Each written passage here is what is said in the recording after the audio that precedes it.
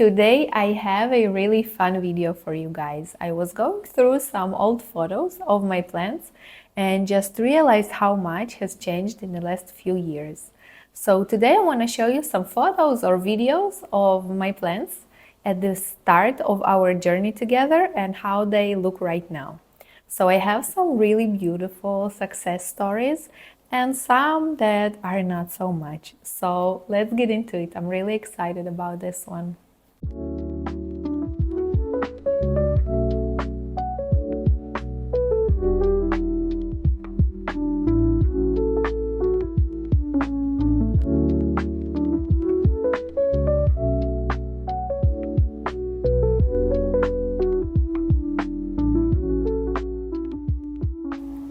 Hi everyone, welcome back to my green leafy space.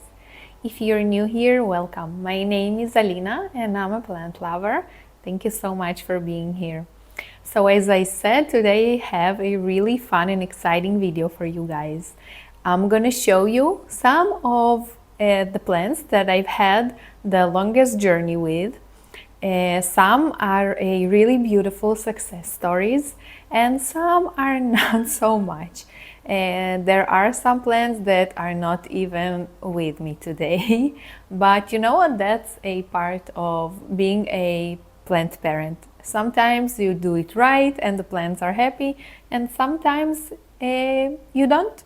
And we do need to accept it. So today I have about 10 plants that I want to show you. I'm going to show you a photo or a video from the start of our journey, and I'm going to tell you when was that photo or video taken, and I'm going to show you the plant today. So be ready for some beautiful happy plants and some pretty sad ones.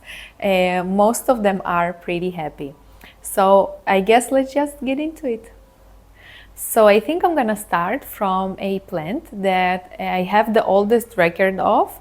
This picture was taken on March 2020. So I got this beautiful fiddle leaf fig as a present from a dear friend of mine. And since I've had it, it was just from the beginning, it was a really success. I don't know, we kind of connected. And I could find a really nice sunny spots for it. So it's been really happy for almost 5 years. It has been really happy and growing. So I'm gonna go bring it. It lives on our balcony. I'm gonna go bring it inside and I'm gonna talk more about it. Okay, here we come. This is my beautiful fiddle leaf fig. So as I said from the beginning, okay, let me just put it down. It's not really heavy because, you know, I'm a big underwaterer. Let me just bring it closer. Okay. So as you know, I'm not a big underwater. I am a big underwaterer, so it's not as heavy because I haven't watered it for a while. I don't know if you watched any of my previous videos, but with my bigger plants, I usually water them only in shower. There are a few reasons for that. First of all is that because I'm an underwaterer, when I do water my plants, I love watering them really thoroughly. And I don't think that that is something you can do with a watering can. And the second reason is, as you know, growing plants, a big part of it is bugs. So when I shower the plant, I don't only clean the leaves from dust, I also clean the plant from some potential pests. I've had here on this beautiful fiddle leaf fig some spider mites once, and I showered it a few times and got rid of them, so that makes me really happy. I haven't had any like big problems with this beauty. I was thinking of taking a cutting and, you know, just give it some, hopefully he's gonna put out some more growth points, but I kind of just don't have the heart to do it because I love it so much. So I'm not sure. I'm definitely not going to do this today because I'm not ready for it, but I kind of feel like I do want to have a cutting from this beauty. I think I'm going to try and grow it in water, but I'm also kind of not sure where I have another spot for a fiddle fig, because inside I don't think it's gonna have enough light, but I guess we'll see. Tell me what you think. Should I take a cutting? I'm not sure. So I'm gonna take this beauty to shower right now. I'm gonna give it some spa treatment, and I'm gonna come back to our second plant that I had, I believe, from May 2020, which is really also a really beautiful journey that I'd love to share with you. Okay, so my next plant is a Hoya carrii. I got about almost 5 years ago, and this one also is pretty nice success story. It is hanging on the balcony. I am gonna take it off the wall and I'm gonna bring it inside because I also have to shower it and water it. So this photo was taken in May 2020, and let's see how it looks now. Okay guys, this is my beautiful Hoya carrii, and as you can see, it has grown quite a lot in the last few years. I did take a few cuttings from it. It has been pretty happy. It lives on our balcony in a really bright, indirect light. It has no direct sunlight in the corner she lives in. So last summer it bloomed so much, and the blooms of the Hoya carrii are so sticky. They are beautiful, but they are so sticky. So I had a really messy balcony all summer, and I was really thinking of cutting the blooms off, but I just couldn't. So I have a cutting from her on a moss pole in our bedroom. I water it when the soil is totally dry. So if you don't know when to water your Hoya, you can definitely see it on her leaves. After you water it, the heart-shaped leaves will be plumper and fuller. So this one definitely needs some watering, and pretty dusty because there is much more dust outside on the balcony.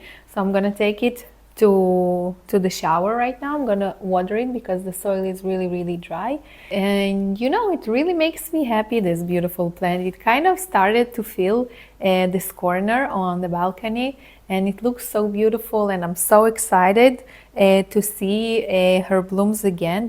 She has a lot of peduncles that are just waiting for some flowers again. Yeah, 5 years with this beauty. So the next plant is definitely one of my favorites and one of the biggest success stories. So this photo was taken in July 2020, and let's see this beautiful Monstera right now.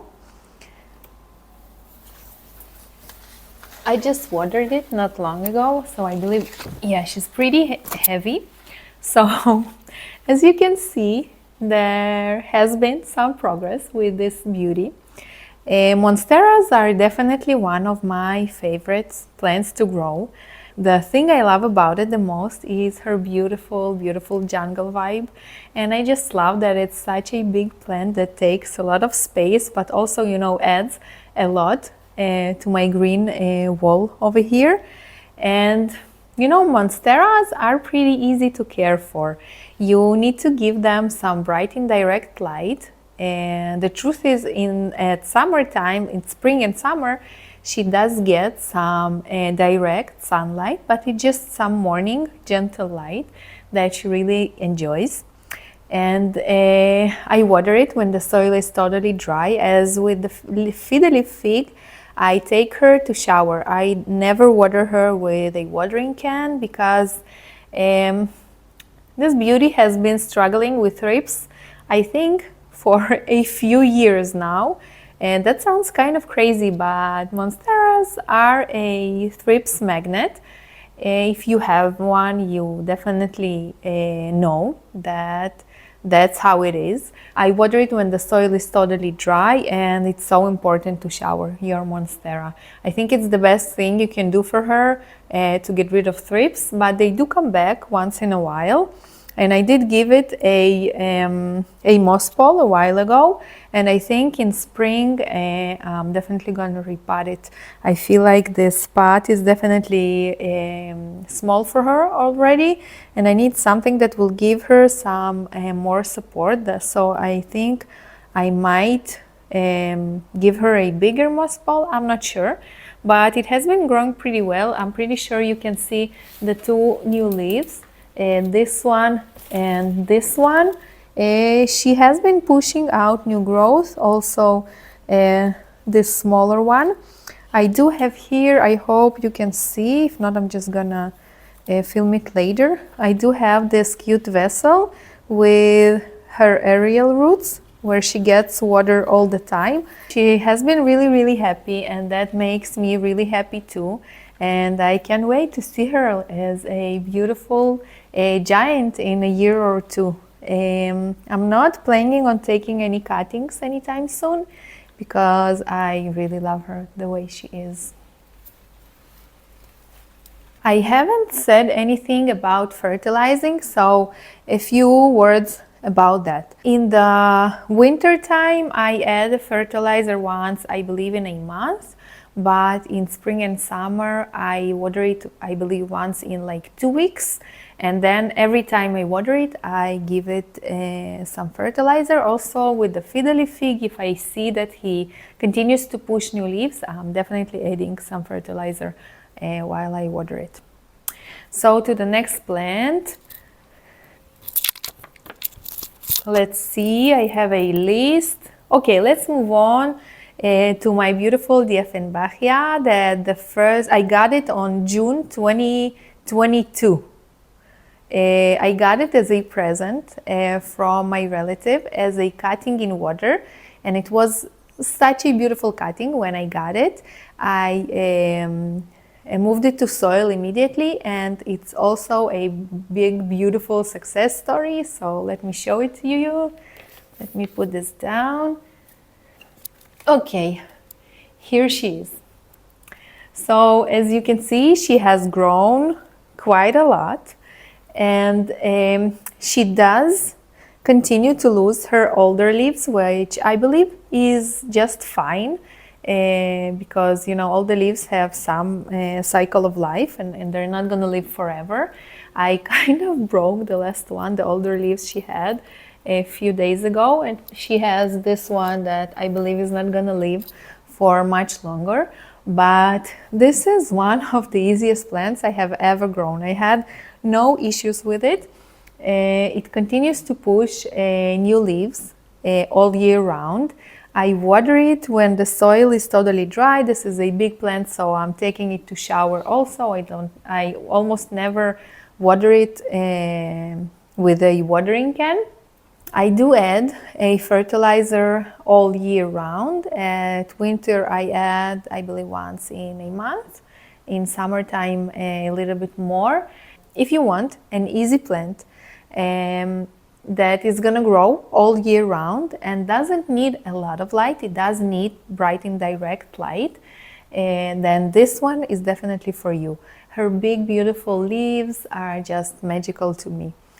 She used to live in this area, but I did make some changes lately in this green space. If you're interested, you can see it in my previous video.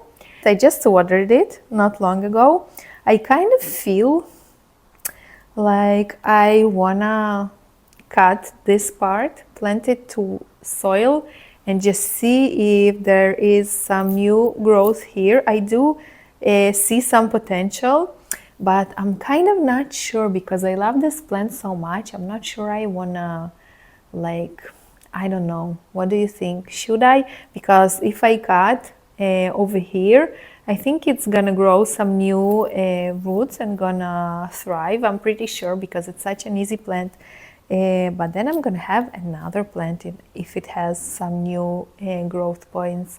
So I'm not sure. Maybe in the springtime. So beautiful. I love it so much. Okay, to the next plant. So I got this bird of paradise in July 2023, so I had it for a year and a half, and it has been growing outside on the balcony in a really sunny, nice spot. And I've always had a dream of growing my bird of paradise inside, and I did make this dream come true about 2 weeks ago. I decided I'm gonna try and grow it inside with some extra light of a grow light I got from Glorium. So I'm just gonna move you a little because I don't want to pick it up because it's huge. Well, it's not huge, but it is kind of big and I don't really want to pick it up. So I'm gonna move you and I'm gonna show you this beauty right now. Okay, here she is. I'm so excited about her finally being inside. I mostly love the combination of the Monstera over here and this beautiful bird of paradise. It's such a jungle vibe and it makes me so happy. As I said, I brought it inside about 2 weeks ago and I have this beautiful grow light that is off right now because I believe it's not gonna work with filming it. She used to be this height, I believe, and she grew a lot of big and beautiful leaves. I'm really excited to see if she ever blooms. She does have another smaller one over here that I was thinking of maybe taking from the mother and maybe potting it to a different pot. I'm still not sure about it. I have a lot of projects that I want to do when the springtime comes. So as you can see, she has been pretty happy. I hope she stays really happy with this grow light inside. So a little bit about how I care for her. So she used to be, as I said, on the balcony and had some direct sunlight for some morning sunlight for a few hours in the morning. I water it when the soil is totally dry, and if I, as with all the other plants, if I see that she is pushing some new leaves, I do give it some fertilizer. I definitely had it in my plant wish list for a while, and I'm so glad I got it, and I'm really excited to see it grow inside with this beautiful grow light. Yeah, this is it. I really love it. I think it looks so beautiful in this corner.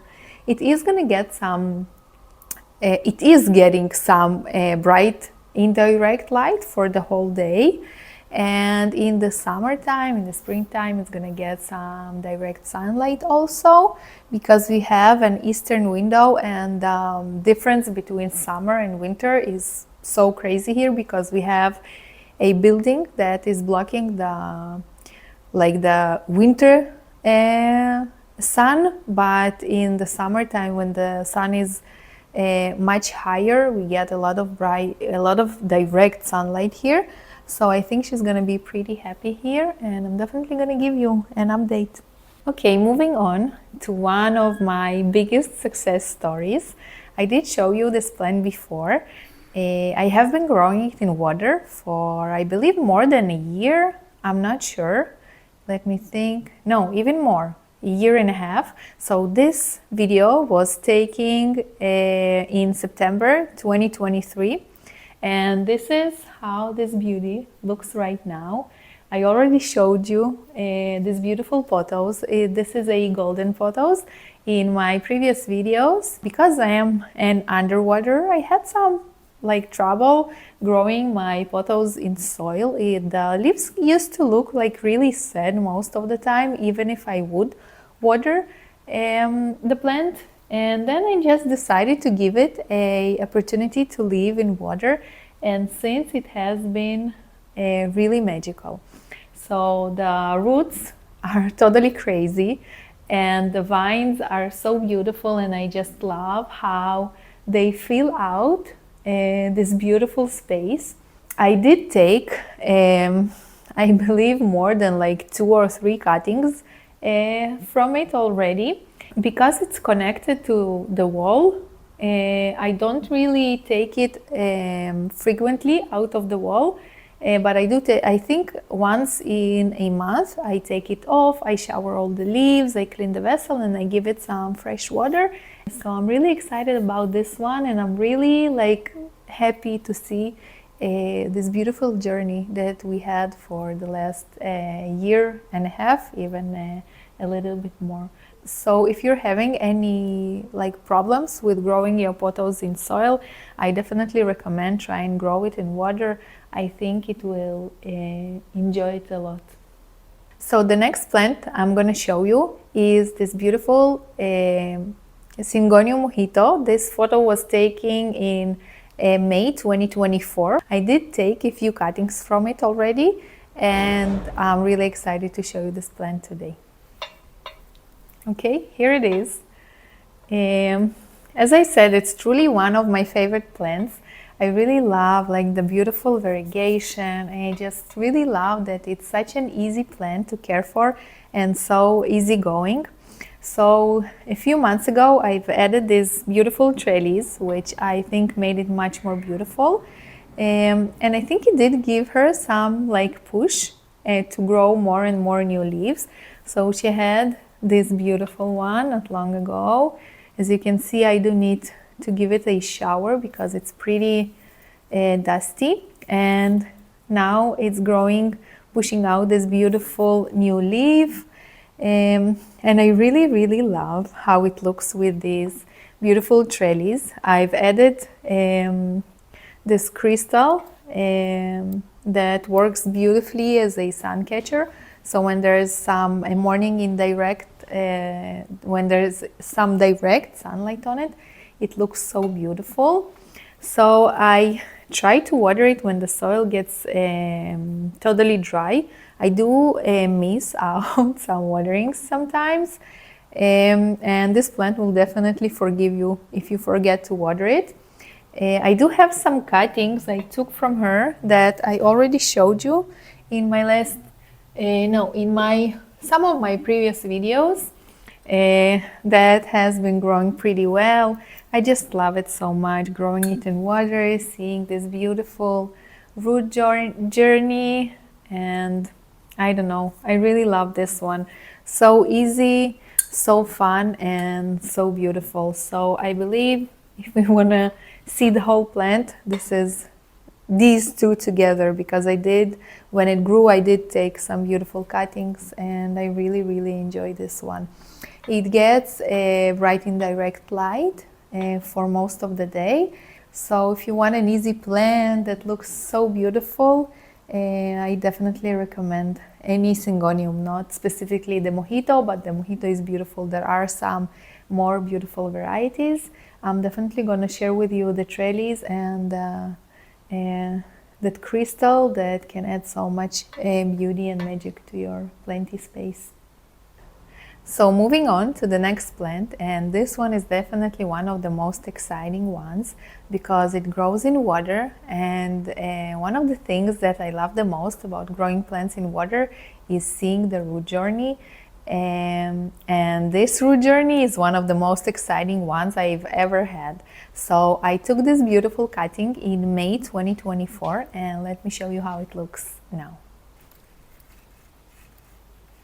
Okay, so this is my beautiful big Monstera cutting. I just moved it to a bigger vessel because the last one was just too small for the roots, and I just couldn't take them out of the vessel. The last time I did, it was, I'm pretty sure I did damage some of the roots. So as you can see, it did grew some new leaves, some big beautiful leaves. I believe the last one was this. I think it grew about 3 leaves in water, which is really exciting. It did lose a few of the older leaves, which is okay, and it is a natural part of a plant's life.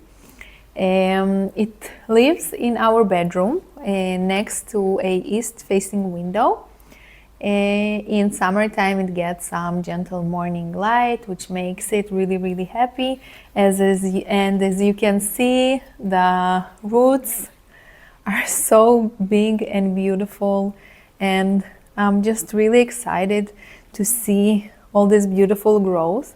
I just really enjoy the look. It has been a really beautiful journey to grow this beauty in water. I don't have any plans on moving it to soil anytime soon. As long as she's happy here, I'm gonna keep it in water. I do add a diluted amount of fertilizer once in a while, and I guess this is it. I'm just waiting for some new leaves to come. And I'm pretty sure it's gonna happen soon. So yeah. So until now I showed you mostly a beautiful success stories. So now I want to show you two plants that are not a success story. So this one was taken in July 2024. This is a Philodendron birkin, and it's not when I got it, but I just took this at some point. I'm not sure exactly when I got it, but let me show you how it looks right now. So this one is definitely one of the saddest stories. At some point I realized that it had thrips, not mealybugs, thrips. I kind of tried to treat it, but I guess I just found it in a pretty bad condition. It was really infestated. And I decided to take a cutting of what has left, because for me it's easier. I have talked about it before. For me, if I have a plant with like a really bad infestation, if it's thrips or mealybugs, I always take some cuttings. I may take a small cutting, just if the mother plant is not gonna make it, then I have a small cutting. But here I took just what has left, and now I see that this leaf is probably gonna die soon. I don't see any thrips on it right now, but they basically almost killed it, and it was so beautiful. It was definitely one of my favorites, and I'm really sad about it, but this is what I still have. I think I'm gonna cut this one off because it just looks really bad. I do have some, I've had it in water for I believe 2 or 3 months, and it does have some new growth. I'm gonna share it with you. Here, as you can see, there's such a small cute leaf. As you can see, there's some new growth. So that definitely makes me happy, and that it's not dead, and I do have some hope. And here I have some, not a lot, but it's still alive, and it looks like there is gonna be a new leaf here. And I'm just waiting to see what's gonna happen. I'm so hopeful that it will stay alive, and I hope it goes back to looking like it used to be a year ago. And hopefully in a year or two I'll show you this plant as a big beautiful philodendron, but we'll see. So this is definitely one of the saddest ones, saddest stories, but you know what, that's life. Sometimes you make it and sometimes you don't, but I still have hope for what's left here. Okay, to the last plant. So this was taken on September 2024. I forgot the name. It's Calathea, but I don't remember which variety, so I'm definitely going to write it down. So this is also a pretty sad story. I don't think I have ever killed a plant as fast as this one. Let me show it to you. This is exactly what they mean when they say we listen and we don't judge. So from this to this, kind of crazy. So I have to say that I wasn't the only one to blame, because when I brought it home, and again, when I buy plants, I usually check if they have any pests, and I did check this beauty. Used to be a beauty, and it had nothing. After about a week, after bringing it home, I found some mealybugs, and it was pretty bad. I tried to treat it, but it kind of, I tried to treat it with my DIY solution that has vinegar, some neem oil, and some soap, and it just really damaged a lot of the leaves. And after it felt like I got rid of the mealybugs, it had thrips. So it was pretty crazy, and the odds and the odds of saving this beauty were not on our side. So at some point I just took it out to the balcony and kind of forgot about it. So this is what I have now. But you know, every time I show you a Calathea, I always say that Calatheas are really hard to grow inside. I don't know how they grow them in nurseries, how they nurture them, but inside, indoors, I almost never had success.